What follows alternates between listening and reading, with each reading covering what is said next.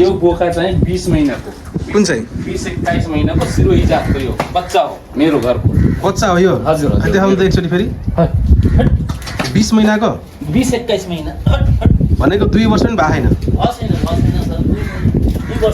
2 वर्ष पनि भएको छैन यो बाख्रा सिरोही जातको हेर्नुहोस् देख्न सक्नुहुन्छ हजुर यति राम्रोसँग उत्पादन हुन्छ है हजुर हजुर अब खाना पनि हेर्नुहोस् यहाँ खाना राम्रोसित छैन यहाँ हेर्न सक्नुहुन्छ हजुर यस्तै खाना हामीले खुवाइरहेछौँ हजुरको अगाडि हेर्नु सबै खाना खाइरहेछौँ सबै आफ्नो आफ्नो ठाउँमा दाना पानी राम्रो हुन्छ भने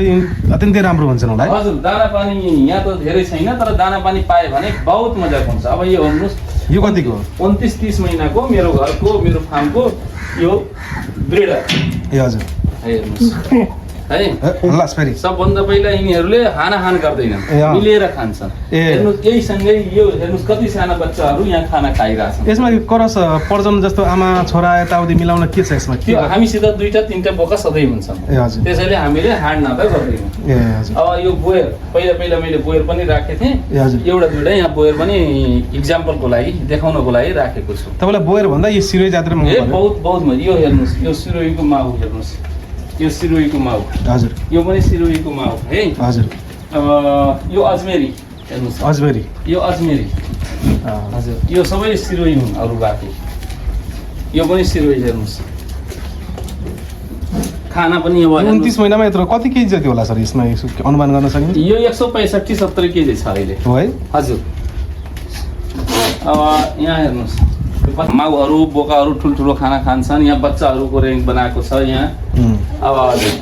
यो बोकाहरू अलिकति जब हिट हुन्छन् नि बाख्राहरू त्यसपछि हामी यता गरिदिन्छौँ हजुर बाख्रा जुन हिट हुन्छ त्यो र एउटा बोका जोसित हामी क्रास गराउने त्यस कारणले गर्दा हामीले हाड नाता नपर्ने पनि हामीले यहाँ रेन्ज बनाएको छौँ अब हेर्नुहोस् यहाँ जो बाख्रा हिट हुन्छ नि जसले हामीले क्रास गराउने हो त्यो क्रास गराउने बेलामा यहाँ बोका हुन्छ एउटा अनि एउटा माउ हुन्छ त्यसले हामी यहाँ गरिदिन्छौँ 24 घन्टा यहाँ हुन्छ 24 घन्टापछि उसको हिटपना जान्छ क्रास भइहाल्छ त्यसपछि हामी फेरि मिक्स गरिदिन्छौँ बोका हामी कहिले बाँध्दैनौँ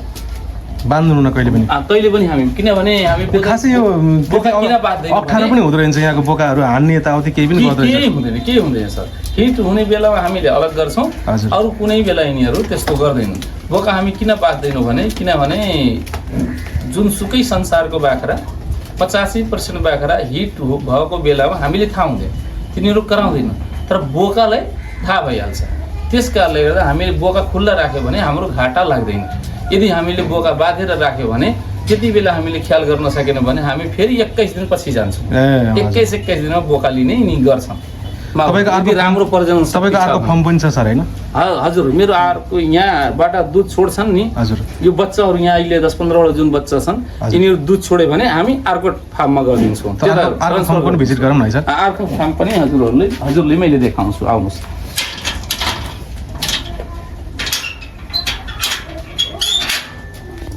मेसिन यो सबै यो यसमा राख्ने हामी दानाहरू राख्छौँ मेसिन राख्छौँ यसमा अनि अब यो हाम्रो बच्चा राख्ने पाखापाखी राख्ने घर हो र भुसाको गोदाम पनि यसैमा छ आउनुहोस् छोडेका पाठापाठीहरू यहाँ छन् यसमा अजमेरी यो हेर्नुहोस् यो अजमेरीको बच्चा हो यो गुजरीको बच्चा यहाँ छ अनि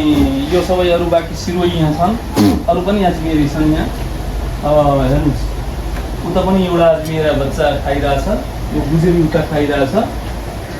यहाँ हामीले जब दुध छोड्छन् त्यसपछि हामी यता गरिदिन्छौँ यहीँबाट बिक्री हुन्छ